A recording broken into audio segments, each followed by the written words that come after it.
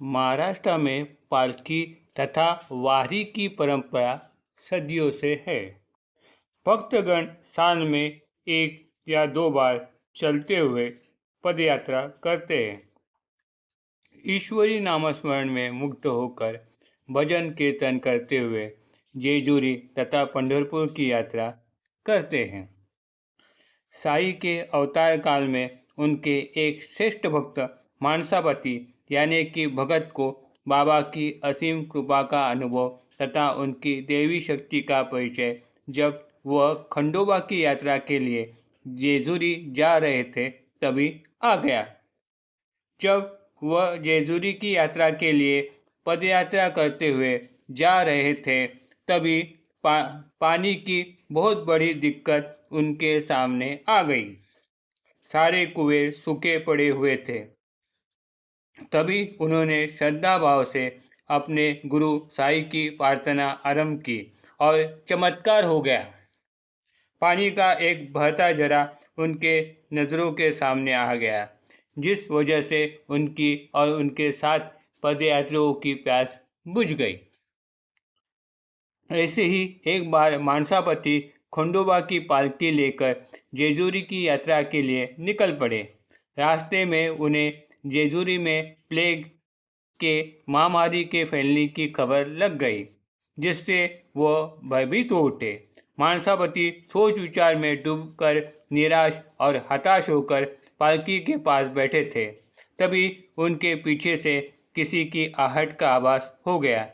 पीछे मुड़कर जब उन्होंने देखा तभी बाबा साई के दर्शन उनको हो गए और कुछ ही पलों में वो उनके नज़रों से ओझल हो गए। यह चमत्कार देखकर उनकी आंखें भर आई और वह सद्गदित हो गए।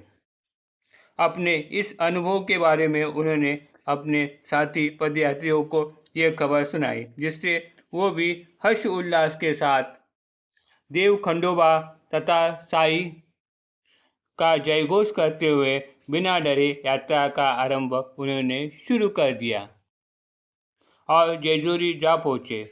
वहाँ उन्होंने 4 दिन का निवास किया, फिर भी उन्हें कोई तकलीफ नहीं हुई और निर्विघ्नता के साथ उनकी यात्रा पूरी हो गई। आज भी जो भक्त पालकी के साथ साई भजन में मुग्ध होकर शिरडी की पदयात्रा करते हैं, उनके सारे दुख दर्द साई दूर करते हैं। इतना ही नहीं बल्कि साई कृपा का अद्भुत अनुभव उन्हें आ जाता है। इस बात का अनुभव हमें कल्याण में रहने वाले श्री सुनील कदम के साई अनुभव से आ जाता है। वो कहते हैं, हमारे यहाँ जहाँ मैं रहता हूँ वहाँ साई पालकी की परंपरा है। मैं भी सोच रहा था कि मैं भी पालकी में पदयात्रा में शामिल हो जाऊँ और ऐसा सुनहरी अवसर मुझे जल्दी ही प्राप्त हो गया। सन 2010 के साई कृपा से यह योग मुझे प्राप्त हो गया। पहले दिन मुझे थोड़ी तकलीफ हुई, पाँव में सूजन आ गई, पाँव में फुड़ी आ गई, लेकिन मैंने हिम्मत नहीं छोड़ी। साथ सहयोगी पदयात्रियों ने मेरी हिम्मत बढ़ाई और हम 30 दिसंबर को शिरडी पहुंच गए। समाधि मंदिर में समाधि के दर्शन के बाद हम गुरुस्थान के दर्शन करने चल पड़े। वहाँ बहुत ही भीड़ भाड़ थी।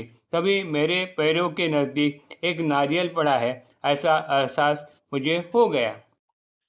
मैं उसे बाबा का प्रसाद समझकर घर पर लेके आया। घर पर आने के बाद मैंने उस नारियल को तोड़कर प्रसाद स्वरूप सबको बांटने का निश्चय किया। लेकिन चमत्कार की बात यह है कि मुझे उसमें साई के दर्शन हो गए और मैं आश्चर्यचकित हो गया। उसमें मुझे बाबा की छवि नज़र आने लगी। मैंने इस बात को अपनी पत्नी को दिखाया, वह भी आश्चर्यचकित हो उठी और रात को बाबा ने मुझे दर्शन दिया और मुझे प्रसाद अर्पण करने के लिए कहा। मैंने उस नारियल को पूजा के मंदिर में रखकर उसे शक्कर का प्रसाद दिखाया। कई लोग मेरे घर पर साई के दर्शन करने के लिए आकर गए और तब से सुबह शाम हमारे घर में बाबा की पूजा अर्चना तथा शक्कर स्वरूप प्रसाद अर्पण करने की प्रथा पड़ गई। बाबा का वास्तव मेरे घर पर है, इस बात की प्रतीति मुझे जल्दी ही आ गई। अगले साल सन 2011 को साई पालकी के साथ पदयात्रा करते हुए खरड़ी गांव के पास में पहुंच गया। वहीं पे हमारा निवास था। हम साई भक्त रात्रि को भोजन करके सो रहे थे। तब सपने में बाबा ने मुझे जगाया और कहा, अरे तुमने तो भोजन कर लिया, लेकिन मैं तो भूखा हूँ। मैं डर कर जग गया और सोच विचार में पड़ गया कि हमारी कहाँ गलती हो गई, क्योंकि हम रात्रि को बाबा को नैवेद्य दिखाते नहीं हैं।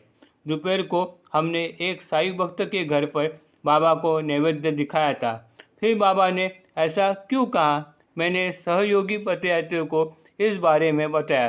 तब उसने कहा, तुम सुबह शाम घर पर बाबा को नैवेद्य दिखाते हो, शायद भाभी घर पर नैवेद्य दिखाना भूल गई होगी।